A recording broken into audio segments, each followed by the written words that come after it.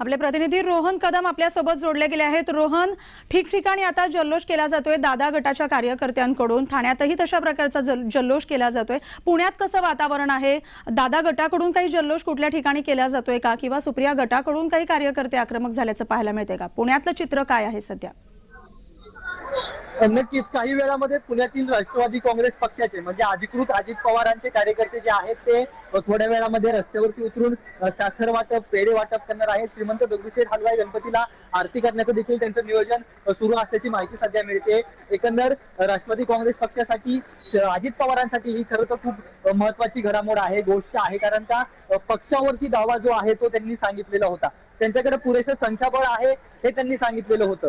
संख्याबळ किती आहे हे आजपर्यंत जे आहे ते माध्यमांना देखील कळलेलं नाही की अजित पवारांसोबत नेमके किती आमदार आहेत, कोण कोण आमदार अजित पवारांसोबत आहेत याबाबतच भूमिका जी आहे ती स्पष्टपणे कॅमेऱ्यापुढे, माध्यमांपुढे अजित पवार आणि त्यांच्या कुठल्याच कार्यकर्त्यांनी आजपर्यंत मांडलेली नाहीये। परंतु ज्यावेळेस कोर्टामध्ये हे सगळं आर्ग्युमेंट झालं, निवडणूक आयोगाच्या समोर हे सगळं जे काय आर्ग्युमेंट चालू होतं, त्यावेळेस मात्र पुरेसं संख्याबळ जे आहे अजित पवारांनी दाखवलेलं पाहायला मिळते। आणि त्यामुळेच जशी शिवसेनेच्या सोबत पुनरावृत्ती आपल्याला झालेली पाहायला मिळते, शिवसेनेसोबत जे घडलं तेच आता राष्ट्रवादी काँग्रेस पक्ष अजित पवारांसोबत घडलेलं पाहायला मिळालं। आणि शरद पवार, सुप्रिया सुळे यांच्या संपूर्ण राजकीय कारकिर्दीचा हा सगळ्यात मोठा धक्का मानला जातोय। त्यांना शरद पवारांनी पक्ष स्थापन केला, पश्चिम महाराष्ट्रातून मराठ्यांचा पक्ष म्हणून त्या पक्षाला गेले अनेक वर्ष नावाजलं गेलं, मराठ्यांचा पक्ष म्हणून अनेकांनी त्यांना हिनवलं देखील। या सगळ्यातून पक्ष मोठा केला, पश्चिम महाराष्ट्रामध्ये ताकद पवारांनी वाढवली आणि त्या ताकदीतून अजित पवारांना देखील शरद पवारांनी मोठं केलं। आणि त्याच अजित पवारांनी जो आहे तो काही आमदारांना घेऊन भाजप सोबत जी आहे ती सोयरीक केलेली पाहायला मिळाली, सत्तेमध्ये सहभागी झालेले पाहायला मिळाले। आणि मीच पक्ष आहे, माझ्याकडेच सगळ्या पक्षाचे अध्यक्ष आहे, मीच राष्ट्रीय अध्यक्ष आहे पक्षाचा, अशा प्रकारची भूमिका अजित पवारांनी काही दिवसांपूर्वी मांडलेली पाहायला मिळाली। आणि त्याच्याच माध्यमातून अगदी सोयीस्कर पद्धतीने अजित पवारांनी शिंदे गटाची जी काही प्रोसिजर होती ती फॉलो केलेली पाहायला मिळाली। आणि त्या प्रोसिजरनुसार अजित पवार केंद्रीय निवडणूक आयोगासमोर सगळं आर्ग्युमेंट त्यांच्या वकिलांनी केलेलं पाहायला मिळालं। आणि शेवटी यश जे आहे ते आता अजित पवारांना मिळालेलं पाहायला मिळतंय। अजित पवारांच्या नावावरती आता हा सगळा पक्ष झालेला आहे, पक्षाचं नाव अजित पवारांना मिळालेलं आहे, पक्षाचं चिन्ह अजित पवारांना मिळालं आहे।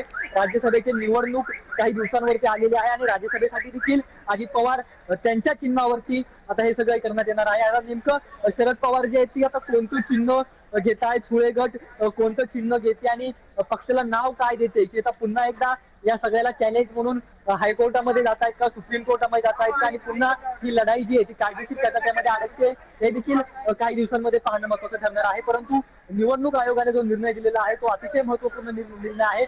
8 तारखेला जी निवडणूक आयोगाची सगळी सुनावणी जी आहे ती पार पडलेली होती, तत्पूर्वी लेखी सबमिशन करण्याचं विनंती जी आहे ती निवडणूक आयोगाने दोन्ही गटाला केलेली होती। म्हणजे त्यावेळेचा अजित पवार गट आणि सुळे गट या दोन्ही गटाला त्यावेळेस ही मुदत जी आहे ती निवडणूक आयोगाने दिली होती।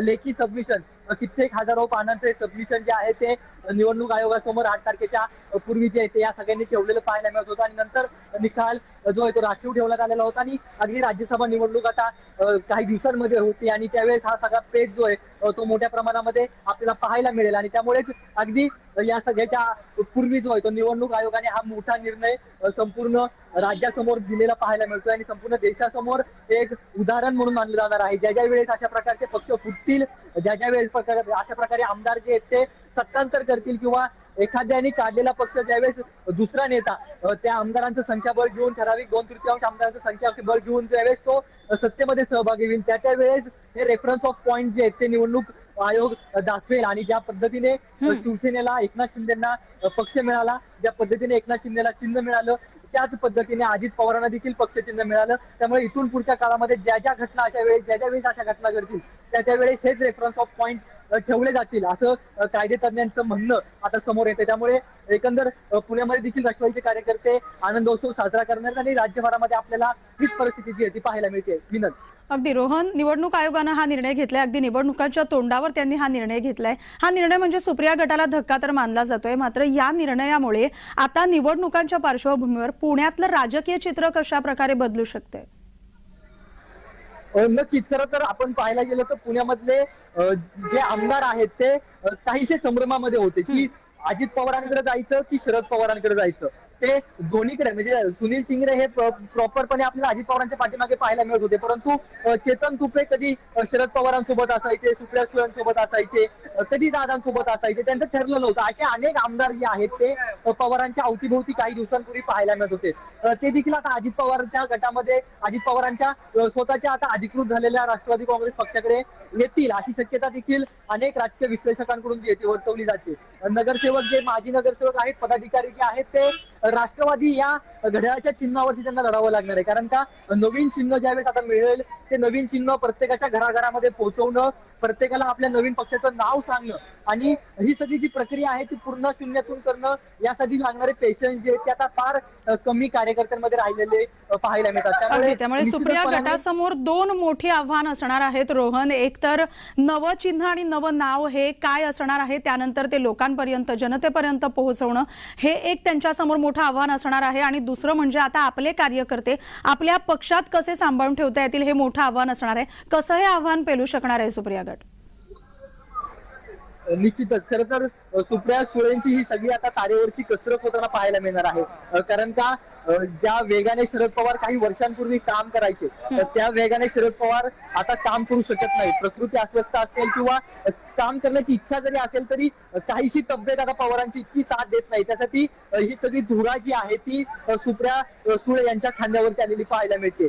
केवळ बारामती लोकसभा मतदारसंघापर्यंतच इतके वर्ष मर्यादित असणारे सुप्रियाताई अजित पवारांचा हा सगळा जो अजित पवारांनी जो ज्या पद्धतीने पक्ष दुसऱ्याकडे घेऊन गेले, ज्या पद्धतीने भाजपची सोयरीक केली, त्यानंतर सुप्रिया सुळे मोठ्या प्रमाणामध्ये महाराष्ट्राचा दौरा करताना आपल्याला पाहायला मिळत होते. राज्यभर